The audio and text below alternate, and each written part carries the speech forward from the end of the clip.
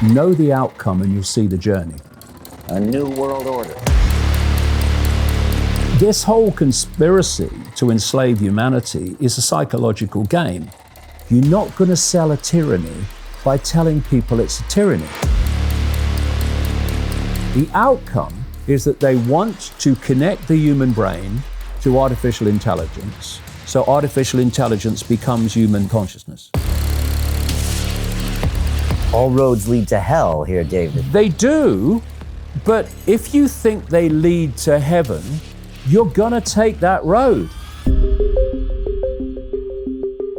Freedom to speak means freedom to say things the authorities don't want people to hear. I will not be shut up. Yes, they'll silence me, they can ban me from Australia. They ain't gonna stop me saying what I believe is right. Are you anti-Semitic? And we saw this 30 years ago on The Wogan Show. You spoke your truth. They're laughing at you. They're not laughing with you. Fine. You're never finished in life until you admit that to yourself. Never.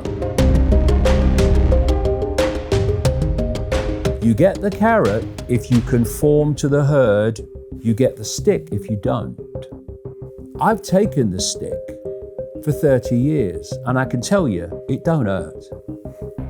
Unless you choose to believe it does.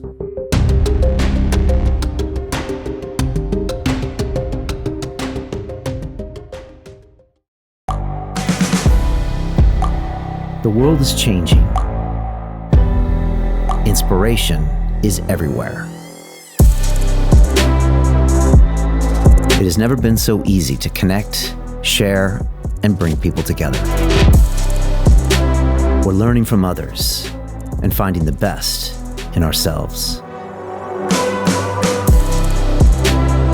Challenging our beliefs. Sharing our vulnerability. Overcoming our fears. Transforming ourselves so we can transform the world. How far can we go? This is London Real. I am Brian Rose. My guest today is...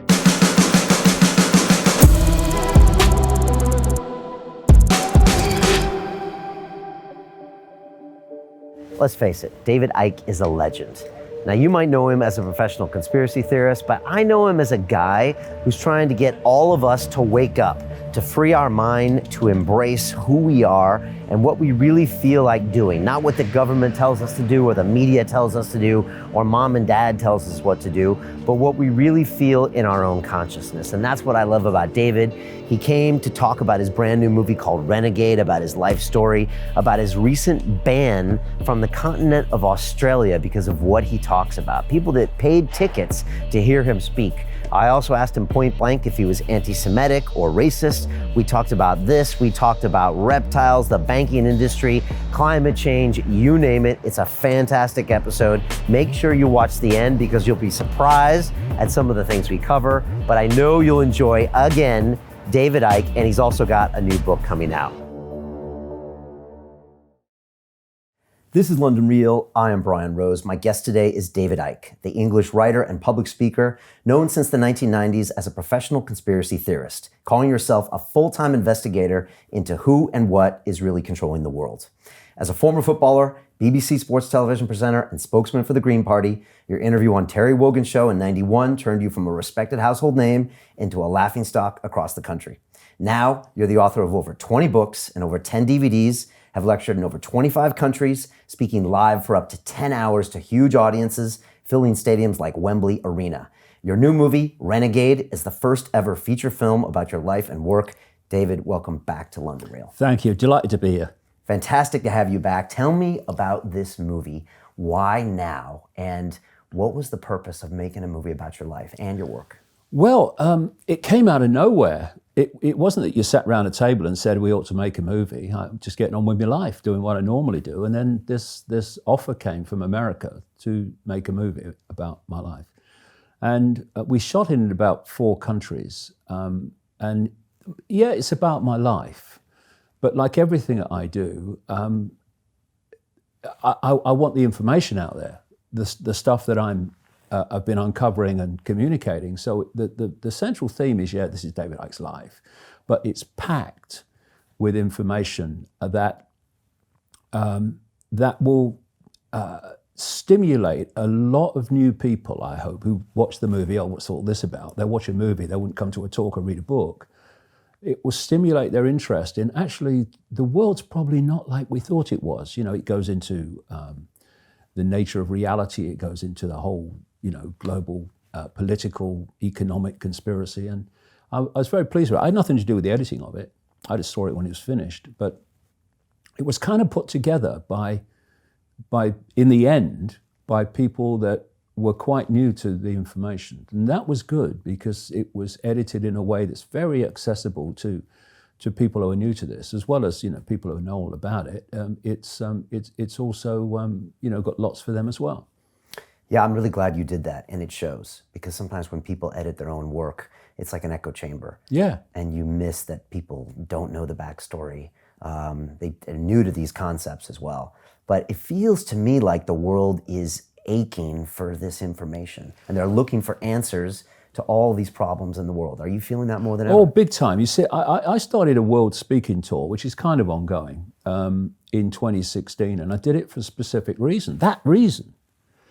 I was looking around and observing people and observing events, and it was very clear that although there was not this vast number of people that were saying, oh, there's a conspiracy or whatever, they were uncomfortable about the world. They were uncomfortable about what was happening. They couldn't articulate why they were uncomfortable, but they didn't like it. They felt uneasy about it. And so I started out on this speaking tour to basically say to those people, this is why you're feeling uneasy, because this is why these events are happening. They're not random. They're happening by actually long-planned design.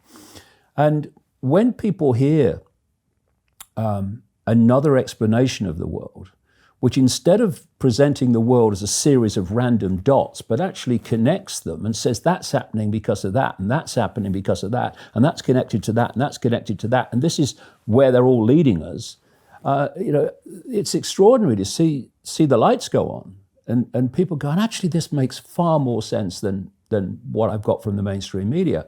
So it is a time of great challenge, because this thing is moving, not least into the technological level of control.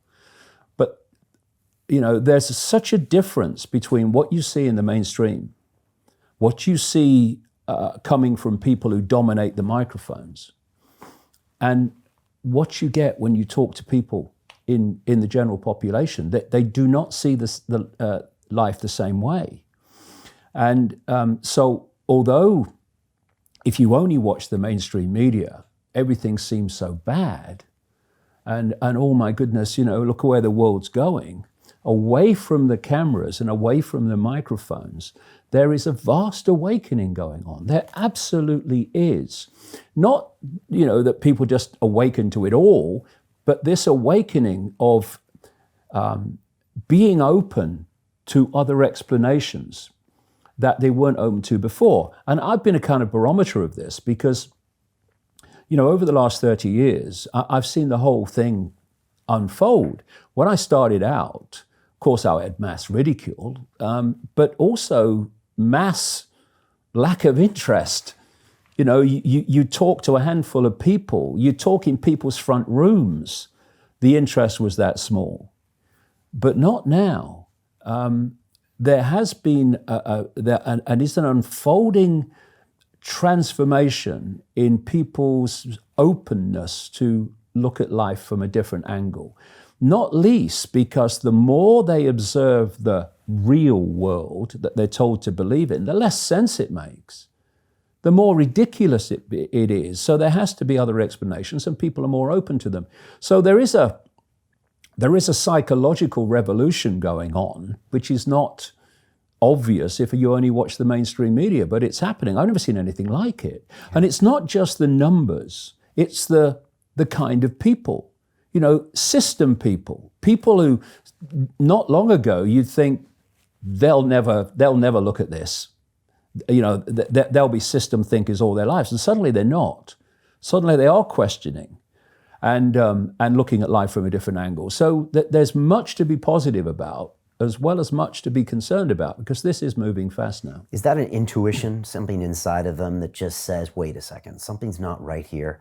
And does that give you optimism for the human race when you see people showing up? Yeah, I mean, the thing is, something's not right here. It basically sums up what I've been describing. It's they look at the world and they're uneasy about it. There's something not right here. I don't like the way this is going. Because, of course, what they're seeing now more and more is their ability even to express themselves being censored. They're seeing the censorship reaching outrageous levels now. And that will obviously make them feel uneasy. They are experiencing political correctness, which is just a massive form of censorship. Political correctness is very simple. It's manipulating the target population to silence itself. And so you've got, again, this people on the microphones and the general population chasm of difference can be seen with political correctness. You listen to the microphone people in the mainstream, and political correctness is a good thing. Oh, yes, you can't say this, you can't say that. Oh, no, that'd be outrageous to say that. You talk to the general population, they're going, this is mad. This is crazy.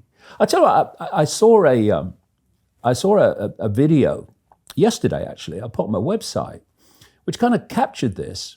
This guy in America, he's looked at the fact that they're now having, there's only one word for it, segregation between blacks and whites in reverse, as it was before. It was outrageous before, and reverse discrimination is equally outrageous. You know, racism is racism. It just doesn't matter what race it is, it's racism.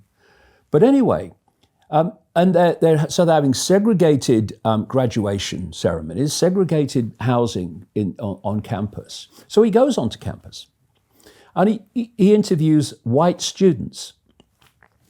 And he asks them what they think about it. And they say, oh, it's a good thing. Oh, it's absolutely right. Yeah, so yeah, I agree with that. Yeah, so we should have that. Then he goes out in the general population and he interviews black members of the public and asks them the same question. What do you think about this segregation? And they're going, well, it's segregation, isn't it? It's what we had. We don't want that. It's ridiculous. So you had this situation where the political correct mindset on campus was saying segregation is okay. I don't think it is, whatever form it takes. And the people that's supposed to be benefiting from the segregation in the general population saying, well, this is crazy, because there is this massive, it is a chasm that's opened up between what is termed the progressive mindset. I think it's anything but progressive. I think it's regressive, which is obsessed with political correctness and self-identity and identity politics. And the general population of all colours and creeds who are looking on, who don't have the microphones and don't get in front of the cameras except rarely, going, this is crazy, man. This is, what's happening? What do you mean you can't say this, you can't say that? That's crazy. And it's that group of people, the great majority among the public, who are open now to looking at the world in a different way, because they're open to explanations of why the world is becoming so utterly insane. And why did it become that way? How come we've come into this politically correct society? And why is everybody very busy being offended all the time? Right. We've got 5 hours, have we? Right, because there is a process here. When you sweep away the layers of propaganda and the way things are presented, you start to see the connections and you start to see where it's going. I have this phrase that I use in the talks and one or two of the books. Know the outcome and you'll see the journey. What I mean by that is, if you don't know the outcome, where the world is being taken and why, but certainly where, then daily events appear to be random. This event happens, that event happens, that event happens, and there appears to be no pattern to them because, well, they're just random events, they just happen. But when you know what the outcome is designed to be, the random events now take on a very different, interpretation. Because now you see that these apparently random events are stepping stones to that outcome. So what is the outcome in terms of political correctness and censorship? The plan is that eventually no one will see or hear anything that the authorities don't want you to see and hear. That's the outcome they're going towards. And so the censorship is squeezing and squeezing and squeezing free thought, free opinion, free speech. You're seeing it all the time.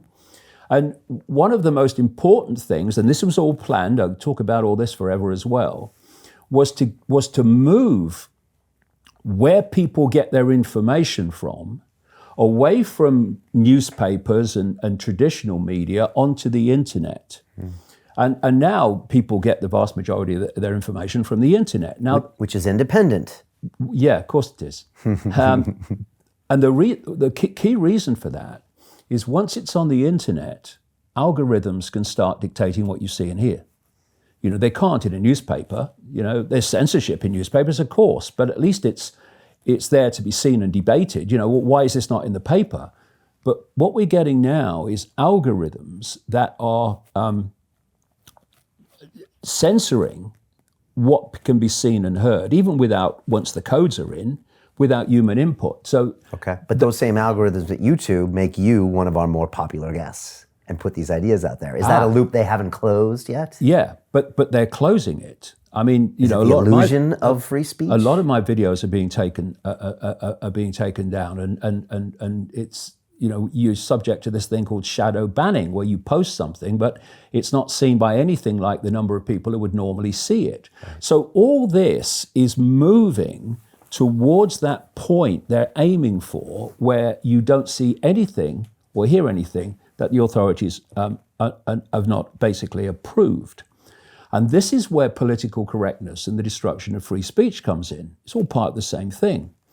What you've got with political correctness is the population being manipulated to silence itself. So the more and more people they can persuade and encourage to be upset and offended and have a sense of victimhood, the more excuses they have to say, no, we're stopping that because it's offending people. That's offensive. You watch, the censorship has expanded in the same speed on this part of the censorship as people being offended has expanded, because they have more and more excuses to censor because you mustn't offend anybody. And there is a rapid growth in people being offended, right? Absolutely. And because the more people that are offended, the more excuses you have to censor because they're offended. And then you come to freedom of speech, which political correctness is all part of the process of destroying.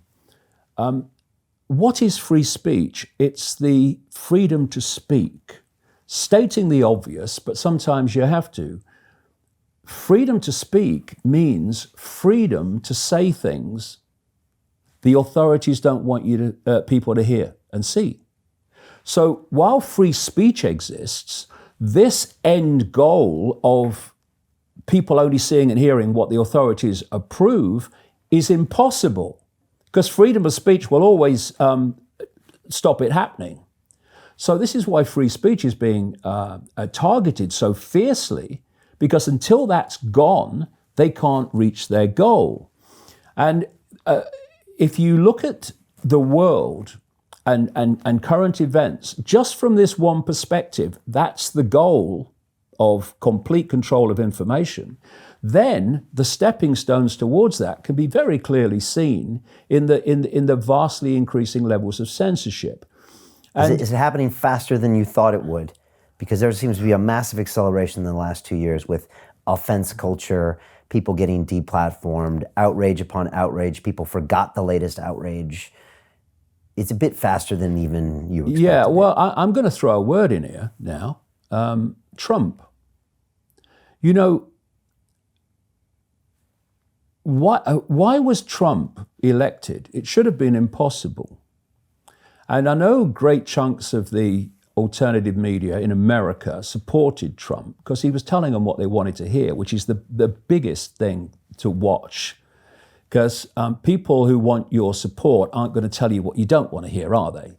And so he articulated what they wanted to hear. And having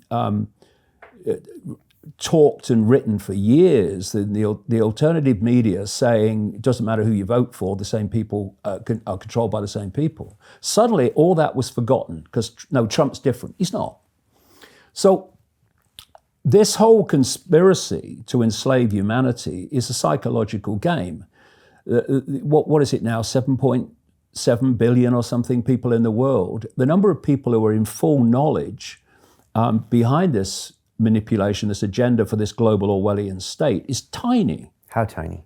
Well, I mean, in the end, if you got to the real core, you could get them in one room. That's how tiny, but then it goes out from that. 20, 30, 40, 50 people. Yeah, and then it goes out from that, and as you go out, you know, you're meeting people who, the further you go out, know less and less and less about what they're actually serving. So the technology CEOs of Facebook, Twitter, and Google don't necessarily know the grand plan, but they're close enough to the center. The idea that Mark Zuckerberg runs Facebook is a joke. I mean, have you seen those staring eyes in absolute terror and that bewildered face when he's being questioned on Capitol Hill? I mean, the idea he's running a company like Facebook is ridiculous. Obviously, you know, there are other forces involved here, and that's where you get your coordination from. That's why Amazon and Facebook and Google and Twitter are all, and Apple are all censoring in unison because it's coordinated towards this goal of complete control of information. And so what you're seeing is free speech being targeted with more and more excuses to reach this situation of complete control. And this is really, really important because the next stage to look at is this. Where does human behavior come from? It comes from human perception. If I have a certain perception of an event or a situation, I'll behave towards it in a certain way. If I have a different perception of that situation, I'll behave towards it in a different way. So from perception comes behavior. Where does perception come from? It comes from information received. Whether it's personal experience, which is a form of information, whether it's a newspaper, Facebook post or whatever, it's information received. Now, if you go deep in the shadows, beyond the politicians, you reach that level of this web where they understand, A, how reality works, they just don't want us to know, and B, how the mind works, how psychology works. And what we're looking at, because it's a few manipulating so many, the only way that you can achieve that is by controlling the perceptions of the many and by dividing and ruling the many as well. But you've got to control the perceptions of the many. And to do that, you control information. And what this process of the internet and these internet giants, near monopolies, that process can be simply explained. And it can be explained why up to relatively recently, the internet was censorship free. My God, not anymore. And why your Facebooks and your Googles and Twitters and stuff and Amazons were censorship free, and now suddenly they aren't. This is the process towards that goal of complete control of information, thus complete control of human perception, thus control of human behavior. This is the process. The internet was created originally by an organization called DARPA. DARPA is the technological development arm of the Pentagon. I would call DARPA evil, except it might sue me for defamation, or evil might sue me for defamation of character. It's a sinister organization for which we can thank for death rays and endless new ways of killing people in larger and larger numbers without damaging the furniture. Nice people. And they created the internet. Now, if they created the internet, it ain't good for humanity. Although it could be, and it has been. But ultimately, that's not the plan, or they would not have created it with military technology. The internet has helped your message, and it has helped people Absolutely. come to your and awaken. Yes, I'm going to go through that sequence now, how that came about. Now, the idea, and this is all connected to the smart technology and all the technologies that are coming in and artificial intelligence. They had to get the internet to a point where it was the central pillar of human society, the central pillar of where all our information came from, the central pillar of control. This is why we now have the Internet of Things, where billions of pieces of technology, everything from your fridge to your car to your telly, are connected to the internet. But to reach that point, it had to be what people wanted. If they'd have introduced a censored internet from the start, the internet wouldn't be now what it has become. So they Trojan horsed it in. They Trojan horsed it in, a very good phrase. So what they did was have a uncensored internet, and people going, "This is great, this is fantastic," and it became the center pillar of human society. And of course, in that initial period where they were selling it, people like me and so many other people had the platform uncensored to get information out there, and it was great. And I'm sure, your DARPAs and all the connected organizations to DARPA were kind of, spitting through their teeth, but they had to do it to get the internet to where they wanted. In the same way, when your Facebook started and your Googles and your Twitters and your Amazons with the books, they would not have reached this point they've reached of near monopoly if they'd have been censoring as they are now from the start. Instead, they did exactly the same thing. No censorship, say what you like, and people then became addicted to Facebook, and Google became by far the biggest search engine. Amazon has basically destroyed the independent book industry worldwide as it existed before. And so they reached this point of monopoly. And then came the point where, yes, the internet is the central pillar of human society, and it's now irreversible. And yes, these are near monopolies. And who you're going to go to if not them? Who are you going to go to get any numbers watching your videos, if not YouTube, owned by Google, of course, or Alphabet, its parent company? So now we're in a position of power and strength. Now the internet's going to become what it was always planned to be. Now Facebook and Google and Twitter and Amazon are now going to be what they always planned to be, which were gatekeepers on the information that people can see and hear. And because of that, human perception is increasingly being given a narrower and narrower band of information from which to form those perceptions. So perceptions are being manipulated. And I have a kind of very simple rule of thumb. When people say to me, well, what are the areas that are of the agenda? And I say, look at anything you cannot have an alternative opinion about. Look at any subject where to say something different from the official narrative, you're going to get abuse, you're going to get called a Nazi, an ist of some kind, and you're basically going to get shut down. They are the key areas of the agenda, or many key areas of the agenda. And this is the whole point. If I want you to believe something, or I want the public to believe something, and I know that what I'm saying is so utterly flawed in my justification of it, that if there was an open debate where all opinions, facts, and evidence could be freely available and discussed, I'm going to lose the debate. So what I want to happen is not going to happen because I'll lose the debate, because I won't be able to justify it in an open debate. What do? You don't have the debate. you shut it down. So This is you making obvious that no one wants to debate you. yeah, And they call you the ists. yeah, exactly. Because that's what they do call you. Australia banned you recently, Yep. said you were anti-Semitist. Yes, I know. You've been called a racist. Yeah. How do you respond to these things, and why do they say these things, Dave? Well, one of the or two other reasons I was banned from Australia, having been given a visa last September, one minister, the immigration minister, overrode his own department 4 hours before my plane left in February to the ban. Two other things were my views on vaccines and my views on human-caused global warming. And that was a massive wake-up call for a lot of people in Australia. They cited those as the reasons you were banned. Yeah, In addition. that was a big wake-up call.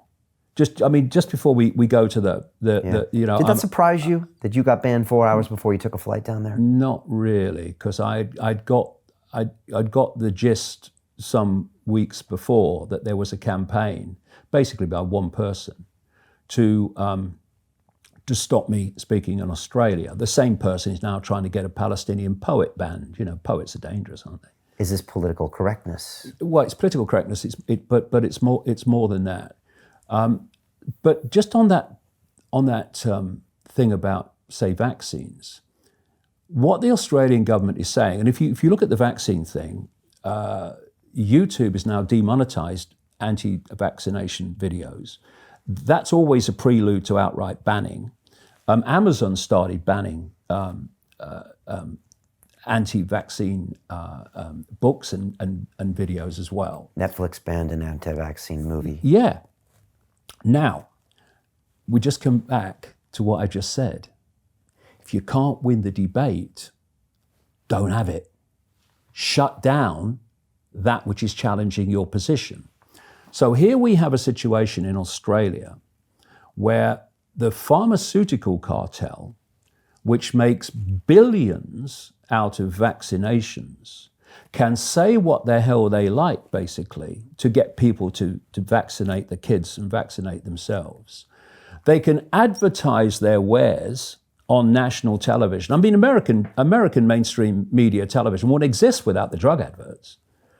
But one guy, you know, coming in to do a few talks in Australian cities, having a different version of that, has to be banned. Now, that is insane when you look at it. There was a lady called Sherry Tenpenny. She's a doctor in America who's anti-vaccine. She was banned from Australia for her views on vaccinations. So they know they can't win the debate to the extent that they're terrified of a bloke from the Isle of Wight going there for 3 weeks, talking a bit and leaving, when what is pressing the version that they want people to believe is unlimited. I mean, how incredible is that in terms of not being confident you can win the debate? They shouldn't be worried about me, but they are, because what they're claiming is unsupportable if you have a proper debate on it. And of course, I am called anti-Semitic which is a misnomer, by the way. It means anti-Arab, in fact, anti-Semitic, because Semite is basically a term for a group of languages in the Middle East, the overwhelmingly vast majority of which are Arabic languages. So even the term anti-Semitic is a misnomer, but because they want to silence me. And we can get into some interesting areas here, not least in what's been happening to the British Labour Party. Right, we should talk about that. The Guardian did a quick description and said you claim that the Jewish people bankrolled Hitler, caused the 2008 global financial crisis, and staged the 9/11 terrorism attacks. That's why some of the reasons they call you an anti-Semite. Yeah. I say the Jewish people. No, I don't. The Jewish people are a whole community, a whole vast spectrum of belief and perception. But what happens is this. there has been created what I call the anti-Semitism industry, which is a protection racket. And it's not a protection for Jewish people. It's a protection racket to protect the far-right government in Israel from legitimate criticism. And you can see very clearly that it's not about protecting Jewish people, because any Jewish person that criticizes Israel gets the abuse to a greater extent than non-Jewish people do. We've had a situation in recent times when Jewish people have been expelled from the Labour Party for being anti-Semitic. I mean, it's like it's at the level of saying men and women are not biologically different. It's madness, because it's not to do with protecting Jewish people, clearly not. It's to do with protecting Israel from legitimate criticism. So this is how they work. And you're talking a tiny number of people in the Jewish community, what I call ultra-Zionists, the real extremists. The rest of the community are not involved in this at all. That's why when he says, they say he's saying the Jewish people, I'm not saying the Jewish people at all. So you're criticizing the ultra-Zionists. The ultra-Zionists, right, who have no desire to help Jewish people. They have a desire to help an agenda. Which include the Rothschild family? Oh yeah, okay. all that stuff. Okay. So, and people like George Soros, for instance. You know, George Soros is a multi-billionaire financier who has a network called the Open Society Foundations that operate in more than 100 countries and are basically driving this progressive, regressive, political correct agenda and all that goes with it. And yet, and leaked documents, leaked emails have all shown this to be provable fact in countries like Ukraine and many others. But if you, as I do, expose George Soros for what he's doing, you know, he has put so far $32 billion into this Open Society Foundation network. I mean, why is he doing that when you see how it works and what it's doing and what its goals are through what they call NGOs and stuff? So you expose what he's doing, not because he's Jewish, but because of what he's doing. What's the defense mechanism? You're only saying that because he's Jewish. No, I'm saying it because he's what he's doing. I don't care if he's outer Mongolian. I don't care if he's middle class American or middle class whatever. I'm interested in what he's doing. But the protection racket, because that's what it is, then kicks in and says, you're only saying it because he's Jewish. You can't say that, that's anti-Semitic. And this is how the protection racket works. So, and this is happening in the Labour Party now as well. Well, I mean, this was the situation. This protection racket had got such influence in the Liberal Democrats and in the Conservative Party, as it has in the Democrats and the Republicans in America, big time. Some people are now starting to point that out in America and getting massive flack for it. And most of the Labour Party was there too. The Blairite Labour Party, it won't have a word said against Israel, no matter how extreme its behaviour is towards Palestinians and what have you. But there was a core around Jeremy Corbyn, and that which supported Jeremy Corbyn, that was still willing to criticise Israel. And so the focus was turned on that. And you had this anti-Semitic hysteria, which was generated, the media supported it, but it was generated by groups that are part of this protection racket. And they were targeting people for saying the mildest stuff. And they introduced this new definition of anti-Semitism, which was classic protection racket. Let's put aside the fact that anti-Semitism is a misnomer term and look at a definition of it, a fair definition of it. It's hating or being discriminatory against Jewish people for being Jewish. Right, which does happen today. Of course it does. Not on the scale that's claimed, but it absolutely does. And it's reprehensible. Discriminating against anyone on the basis of that background, race, religion, whatever, is the same. But that simple definition didn't serve the protection racket. Why? Because it allowed the criticism of Israel and the extremes of ultra-Zionism. So they introduce a new one. And this new one is frankly ridiculous. And I'm not going to, bow down and say, oh, I mustn't say that. What will they say about me? I don't care what they say about me. It's ridiculous. And when you read it, what it's saying is basically, whatever they claim, this is what it's saying. Any criticism of someone who happens to be Jewish, for almost any reason, is anti-Semitic. Criticism of Israel is anti-Semitic.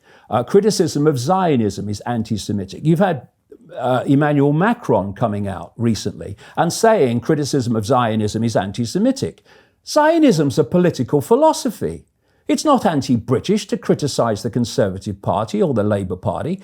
But what they've done is, and this is not Jewish people, this is the protection racket, which is a tiny number of very well-funded organizations, is they've expanded the definition to stop criticism of Israel.